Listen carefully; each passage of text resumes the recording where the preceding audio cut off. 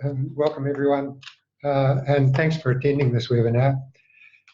Sue and I have been working on this together for about 18 months now, and we felt it's time to provide a report back to the philanthropic organisations that provided support. A key message we want to convey is this whole project has delivered really great value for money, not just for philanthropy, but for the sector as a whole. Not all of the supporting organisations are on the webinar today, but Sue and Terry will be making these slides available through Philanthropy New Zealand. So really thanks, Sue, for the opportunity. Terry, if we could go to the next slide. So Sue briefly mentioned our background. We're both members of the official Department of Internal Affairs Core Reference Group, and we were elected to that by the Charities Sector User Group. There's a group of about 25 charities, mostly national ones, who work with charity services on various issues. From our perspective, it's a research project, but with a clear purpose of developing information to make sure there's a strong community input to the review. The support, as Sue mentioned, came from 12 philanthropic organisations and also 4 companies, as you'll see on the next slide. But I want to emphasise that from Sue and I's perspective, it's undertaken independently, using our expertise and experience to feed into the sector. This slide acknowledges all the supporters, and there's some I particularly want to note and acknowledge Christina and Valerie from the Todd Foundation, who put together the whole package of funds to help us with the project. I want to acknowledge Simon Cayley at Bishop's Action Foundation, who has been basically looking after managing the funds for us. And along the bottom line, the 4 companies, there's the Strategic Grants, who managed the survey for us and did a huge amount of work in that. And then Grant Thornton, Parry Field and RSM, who provided venues for us in the initial 3 seminars that we did, and catering too, which was great. So, as I mentioned, we did 3 initial seminars, Auckland, Wellington and Christchurch, and in these we were able to confirm our content for 3 principal aspects of the whole project. So there's the survey I mentioned. We were supported in that by Strategic Grants, and there's the link to their report. And as I've noted in the slide there, 662 responses came into that survey. We produced 2 issues papers. Sue did most of the work and did a huge amount of work on those, and I've got to acknowledge that.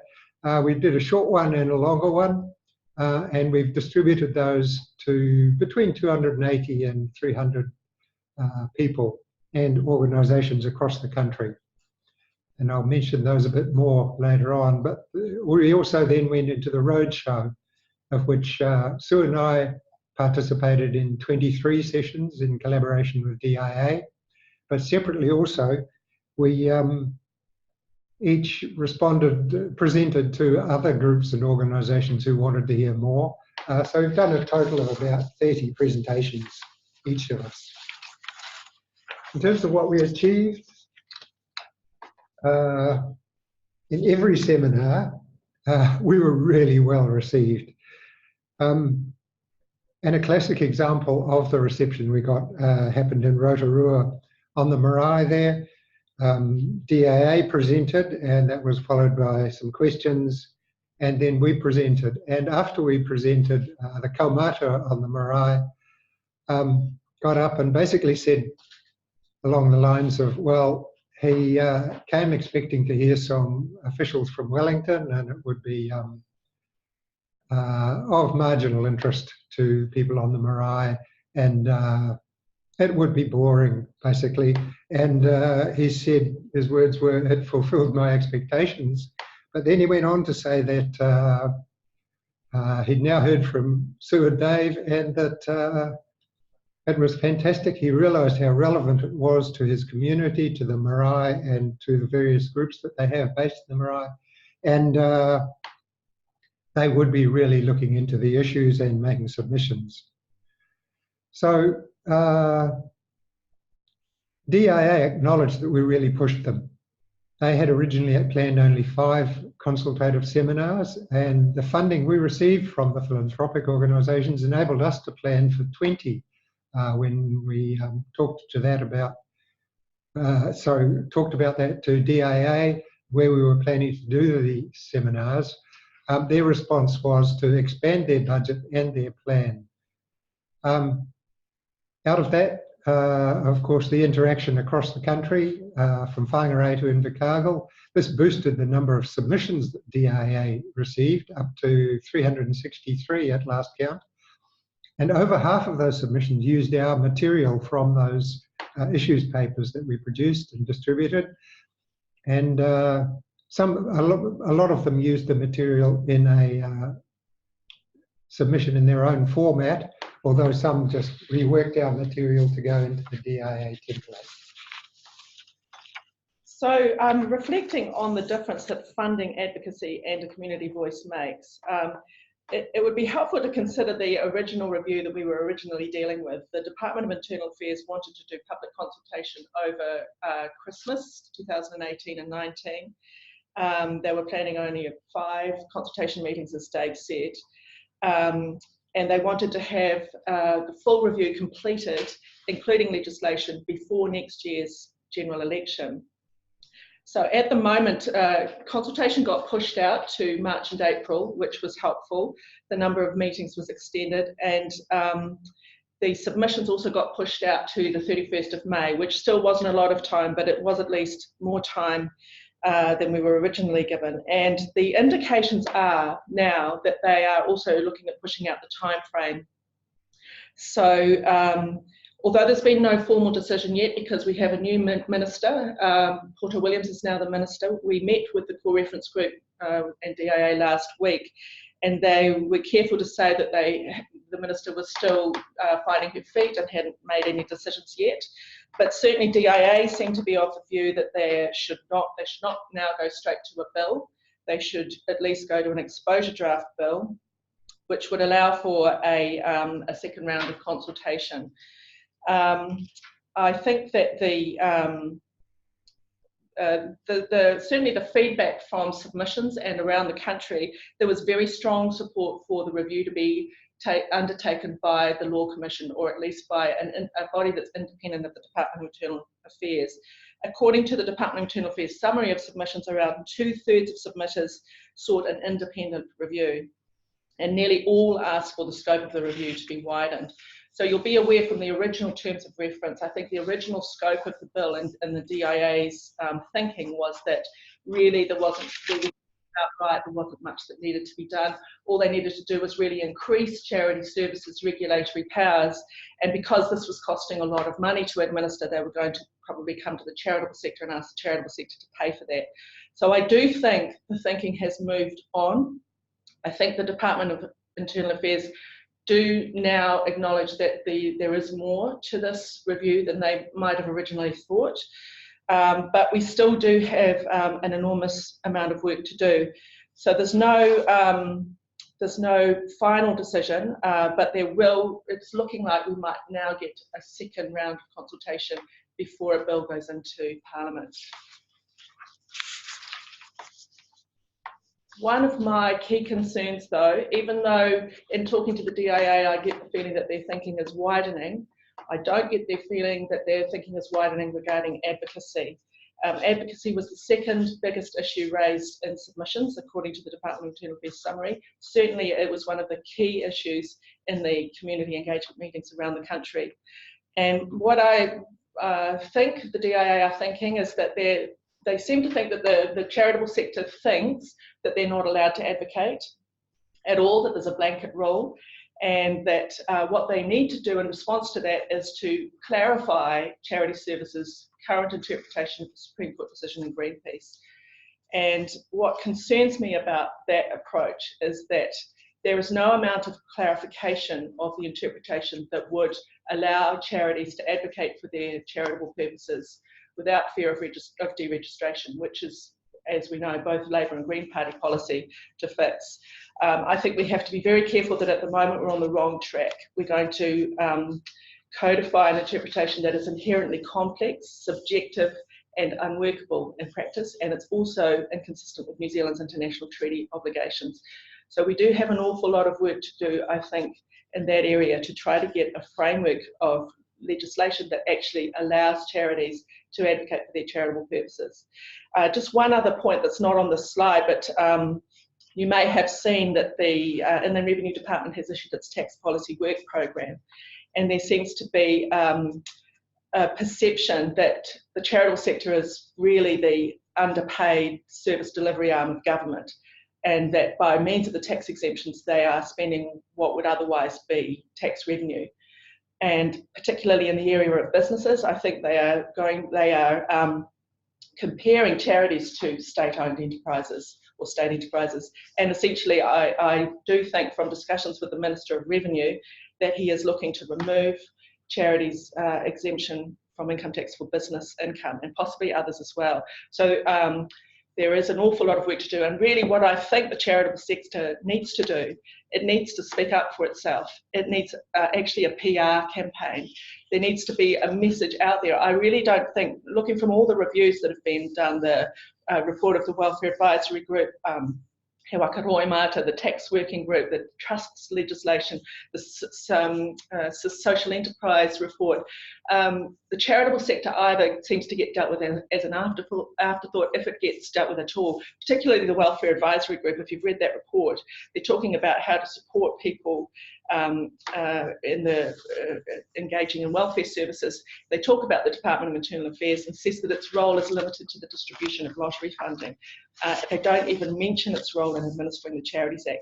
I think in government generally, there's just a mental block about the charitable sector, its role, its potential contribution, and how it can help government really with achieving everything it wants to do, particularly within a wellbeing framework. There's a gap. We have an information deficit, and I really think the charitable sector needs to work together to address that deficit. Thanks, Sue. So continuing to look ahead, of course, what we've got now is an Incorporated Societies Bill. People will remember that there was a roadshow with an exposure draft for this bill somewhere about 2.5 or 3 years ago. The MB got distracted into other work, but finally that bill has been considered by Cabinet with some changes that happened as a result of the roadshow we were involved in. But they're expecting that bill to come to Parliament before the end of the year. Part of the reason this is so relevant here is that around the country we heard from the community organisations an appeal for consistency between Incorporated Societies Act and charities law, and particularly this, of course, happens in the area of appeals. 83% of respondents in the survey that we did called for an independent tribunal to hear appeals. The Incorporated Societies Bill now provides for appeals to the district court. There's a problem with that, of course, because if we are successful in getting an independent tribunal for charities, we're going to end up with a situation where an incorporated society, that is a registered charity, could end up going to the district court if they want to appeal about their incorporated society status, and going to somebody different if they want to appeal about their charity status. So this is not efficient for the sector, nor is it efficient for government. And we've actually proposed that there be a independent review tribunal for all appeals into incorporated societies, charities, trusts, and so on. I've even suggested a name to DIA, which would be a Charities and Non-Profits Appeal Authority or something along those lines. But it's a key issue to get that consistency across these bills. We've raised this issue with DIA and MB, but we may have to, at the select committee stage, with the Incorporated Societies Bill, push again for that consistency. So moving on to our plans, we're committed to creating the best legislative environment that we can for communities in Aotearoa. I mean, this is, for Sue and I, our underlying motivation, really. In Aotearoa, we have a potential to be world leaders in the environment that we, as a nation, that being government and the sector, have for civil society action, for groups to work together in communities to address the issues that are important in those communities. So at this stage, in terms of the people that have given their names to be on our mailing list, we've got over 280 there. And collectively, we've made a lot of good progress, but there's still much work to do. In summary, from our perspective, we really thank you for your support, as communities around the Motu have thanked us. So, Sue. Yeah, one last slide. I just wanted to mention, if I could, that the Charity Law Association of Australia and New Zealand, which, as Sue mentioned, I'm a director of, in conjunction with Chartered Accountants Australia and New Zealand, and also with support from Charity Services, are organising a conference in Wellington next year on the 30th of April to the 1st of May. You may have been to, this will be the third one that we've done, and the previous two that we've done, we've put most of the presentations online on the Charity Law Association website, which you're welcome to have a look at. There are reviews going on around the world, in Australia, Scotland, Ireland, Singapore, Zambia, Khyber Pakhtunkhwa, which I understand is a province in Pakistan. They appear to be reading our Charities Act, and I read that article and I was going, oh, don't do it. But it would be really good. I understand that the international government agencies that administer charities legislation around the common law world are going to be meeting in Wellington around the same time. And because we're working with Charity Services, we're hoping to link that in as well.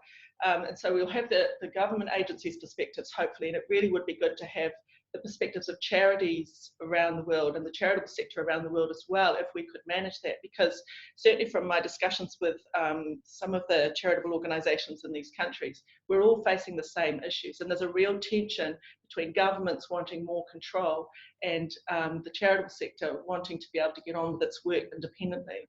So we would be grateful. I'd love to see you at the conference. We put out a call for expressions of interest. Well, that's the link to them there.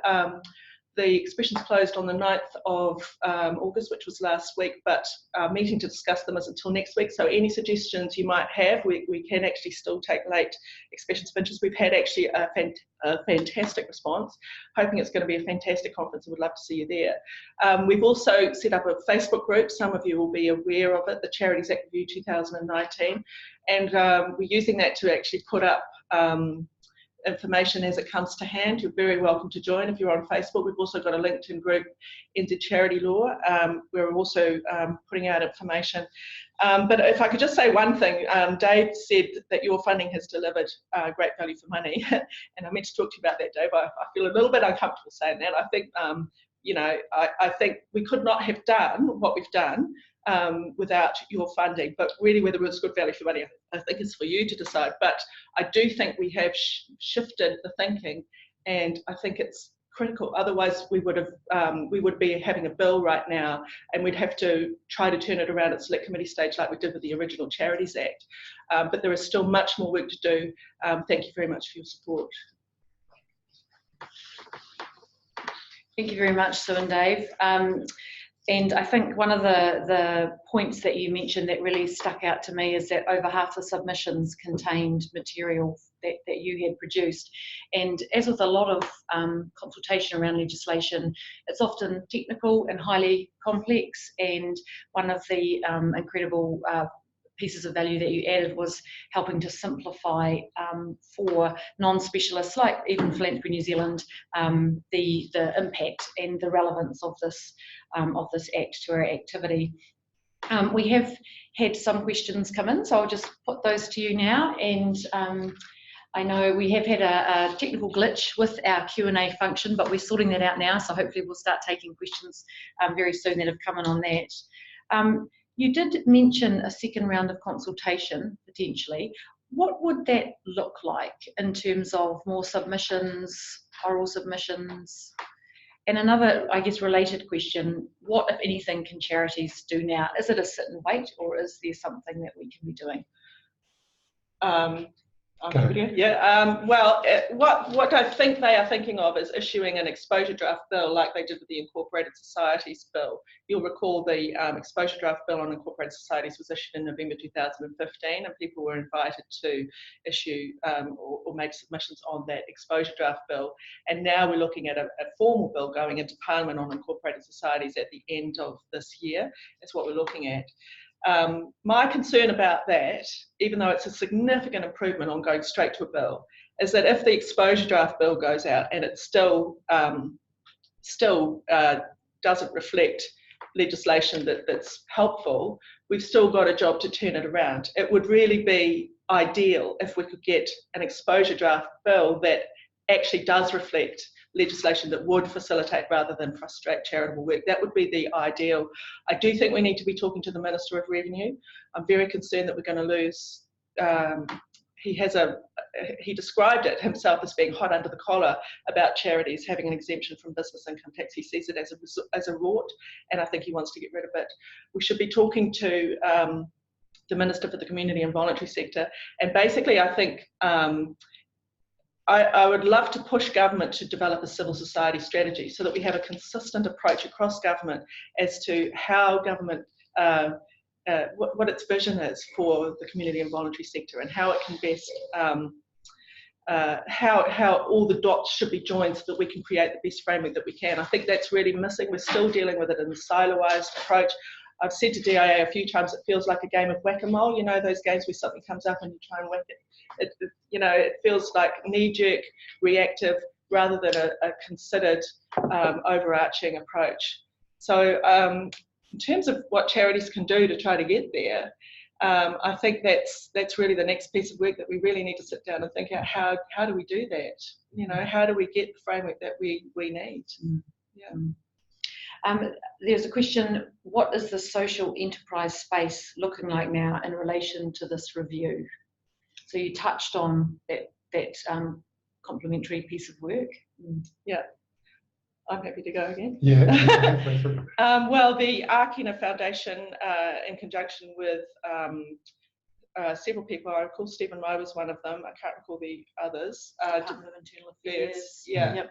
They developed the report on social enterprise, recommending a new legal structure for social enterprises in New Zealand.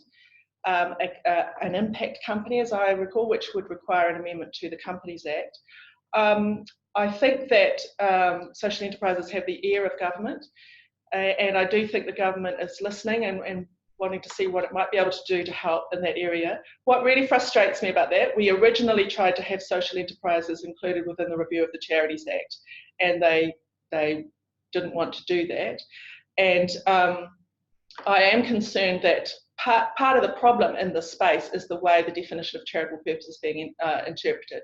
It actually is not necessary to interpret it so narrowly, and it would be possible to interpret it to facilitate an awful lot of social enterprise that is going on. So these issues are related, and it bothers me that we're looking at dealing with them piecemeal. I think that is the key problem. We need to join the dots. Yeah. And this connects with the we were saying in the earlier on in relation to incorporated societies legislation. There was a strong call in the community consultation sessions for consistency across the various areas, that charities are not just one narrow thing, but they're affected by a whole range of legislation, and they have a very diverse range of activities. Shall we look at the questions that came in earlier? Yes. So we had a question as part of the registration process. I feel like you have covered a reasonable amount of the answer off, but we'll just put it to you in case you've got anything in addition to add. What has changed as a result of sector consultation? And I see this question came from Joan Smith, and it's great to hear, Joan, that you're involved here. Yeah, I mean, the simple answer is we don't know for sure yet. What we did see in the course of the consultation was that DIA staff did start to adopt some of the language that we were putting forward around the role of the sector and using perhaps less officialese. But what happens when they start to consider the legislation is not clear. Even just this morning, I'm in touch with DIA staff about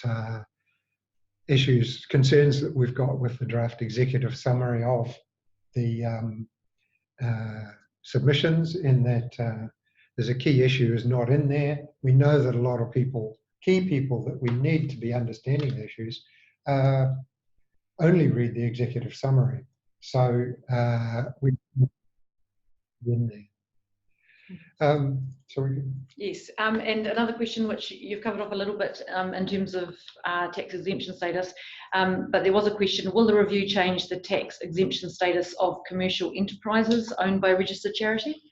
The answer is that the review of the Charities Act won't. It was looking at changing the approach under the Charities Act to how charities can run businesses. I don't know if any of you were at the Charity Law Association conference in Melbourne a couple of weeks ago, but the Department of Internal Affairs spoke there about the review of the Charities Act, and they fed back about submissions. And one of their comments was, in relation to business and in relation to accumulations, they got the message, government back off. The current approach by charity services to charities running businesses, in my view, is not lawful, and charities are being deregistered on the basis of grounds that have no legal authority, and this, to my mind, raises concern about the rule of law. We actually need to fix that in the review. We need to go forward rather than just accept the status quo. We need to make sure that charities can run businesses to raise funds for their charitable purposes. But what does concern me is that we've got two separate reviews going on. The tax policy work program now includes a separate piece of work to look at charities running businesses, and they want to, IRD will report, or it's on the work program that they will report by the end of the year.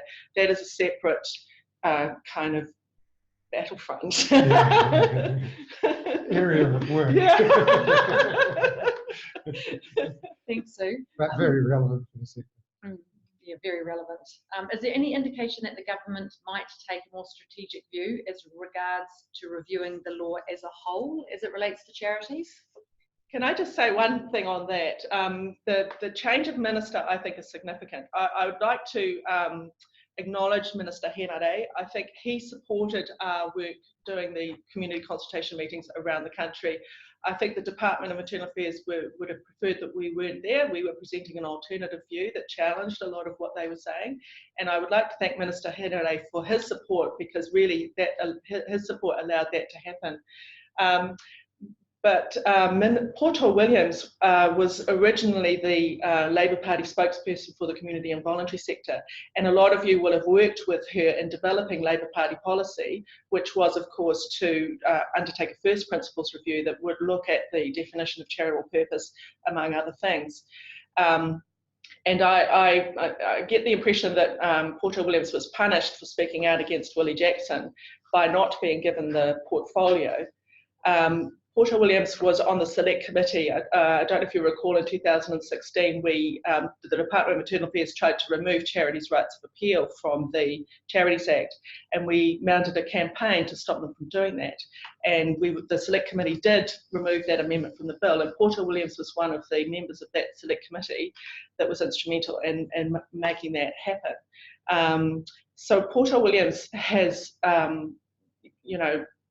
grown with us or been with us on this journey for quite a few years. So it will be interesting to see what she does make of the review that we've got, which is inconsistent with Labour Party policy, and we've never had an explanation as to why, and whether she will be able to not stand up to officials, but basically challenge officials on their thinking that actually this is a once in a generation opportunity to create a world-leading framework of charity law, and we're not going to do it with the narrow terms of reference and the tight time frame that we're currently looking at. So hopeful. Sounds hopeful. Sue, do you have any comments on the Trusts Act 2019 and its implications for philanthropic charitable trusts? Yes, the Trusts Act will affect every charitable trust in New Zealand. The Trusts Act was supposed to contain provisions along the lines of those that have been in the UK that specifically clarify that a philanthropic trust can support social investments even if they're not necessarily going to maximise the return, the investment return. You know, it's arguable that that wasn't necessary, but it was supposed to be in the Trusts Act. And the Law Commission's review of trusts was supposed to contain a whole section on the Charitable Trusts Act. All of this has fallen off. This is what I mean about the charitable sector getting dealt with as an afterthought if it gets dealt with at all. It's been completely absent from the review. And it's part of the whole package why we need to be really pressing ministers and government to be dealing with the charitable sector as a whole across the board. So it's absent. It's a complete lost opportunity. That's great. I would like to just read out a comment before we go on to the next question from Christina Howard at the Todd Foundation to say they feel that they've got great value from the funding support.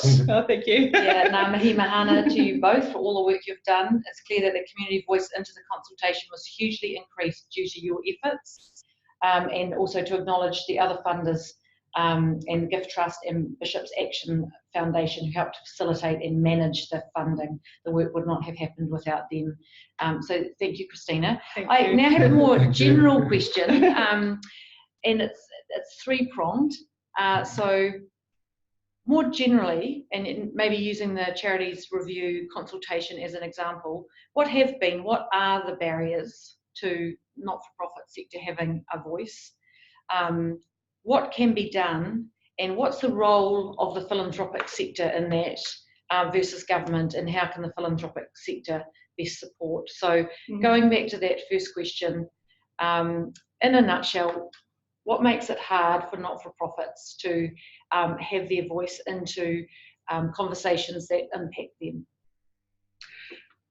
Well, we probably both got thoughts on that. Yeah, for sure. I'm happy to go. Yeah, well, I think resourcing is a huge issue. I think the charitable sector, and by extension, I imagine the wider not-for-profit sector as well, is facing enormous pressures. The increasing costs, increasing demand for services, decreasing rates of volunteering. They seem to be pressured and pushed from every angle, and increasing regulation, increasing compliance costs. They are just overstretched, and these issues are in many respects quite esoteric, and the fact that they do affect everyone, they might not affect everyone immediately, and so if you're looking at Maslow's triangle and your kind of survival needs come first, and then getting a world-leading framework of charities law perhaps comes down, and I think that is a huge challenge. Also, another challenge is that the charitable sector is inherently diverse, and I think that's one of its strengths, and it's fantastic. And one of the comments I was making around the country was that we're never all going to agree on everything, and we shouldn't expect to. We should celebrate that diversity. And I think government often expects the charitable sector to speak with one voice, to have one issue and one view on it. And you know, it comes back again to that information deficit. We really need to close that.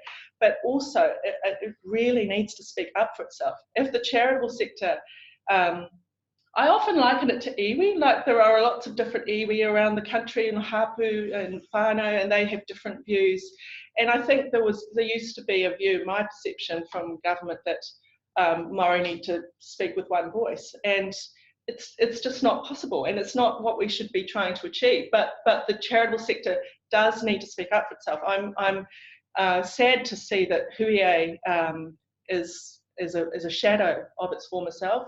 I think an umbrella body that can speak for the charitable sector is critical. It's really critical.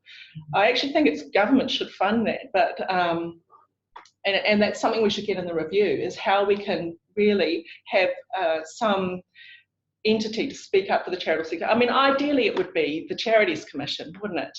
I mean, that was what they were supposed to do. And I think some of these perceptions that are getting into the narrative, which really concern me, like this perception that there's too many charities and that they're a fiscal cost and we just need to get rid of them. And issues like for poor old victim support, when they had $10 million worth of funding and they were being literally crucified in social media for not distributing it fast enough. There was nobody to speak up for them. They went to ground, and we get these negative perceptions into the narrative, which are completely unhelpful for public trust and confidence in charity. So I think what we need is a central body to speak up for the charitable sector somehow. Yeah. That's my view. Yeah. Well, having worked in that area for years, I can only agree. Yeah. Great. So a strong umbrella body is absolutely critical.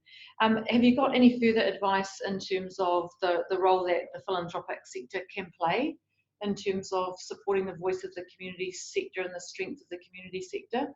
Obviously, they do a lot already with their funding, but here we're looking at the voice side of things in particular. I think the philanthropic sector shouldn't be discouraged by the apparent downer that government has about advocacy.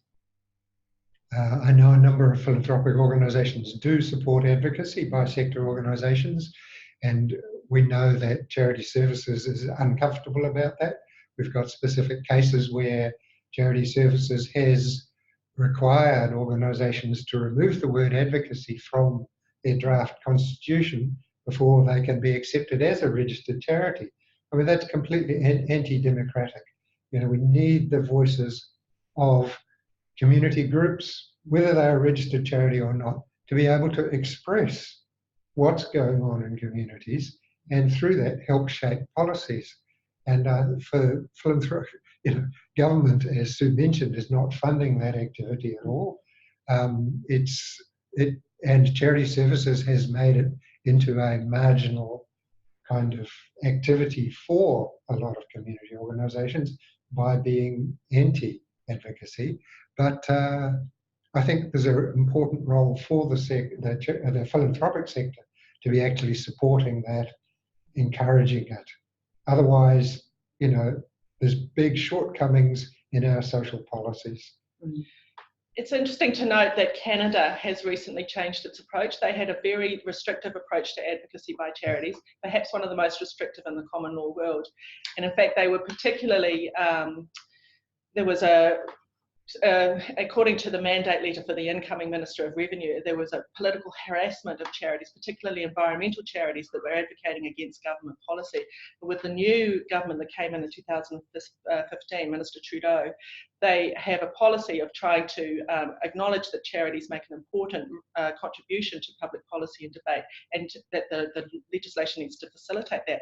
They have recently passed legislation which, according to the material surrounding it, now has a policy that, provided your purposes are charitable, advocacy and furtherance of those stated charitable purposes is absolutely fine, which is, to be fair, the law. That is the law in New Zealand, although it's not the law that is applied.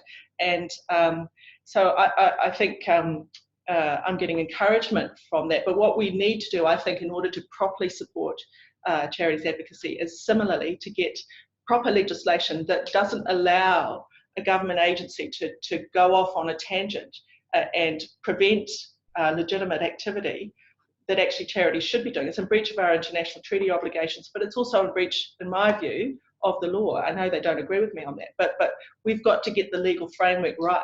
It's important. Yeah. Okay, so thank you so much today for prepping for today and your time and showing up. While you have been funded for all the consultation, I do know that you've just given pro bono of your time today and you continue to give to this issue, so that's very much appreciated. And mihi nui also to our attendees today, and thank you for your questions. We will continue to provide updates through our communication channels as this review progresses. Kia pai tō koutou rā. I hope you all have a very nice day. Thank you. Nice to talk to you.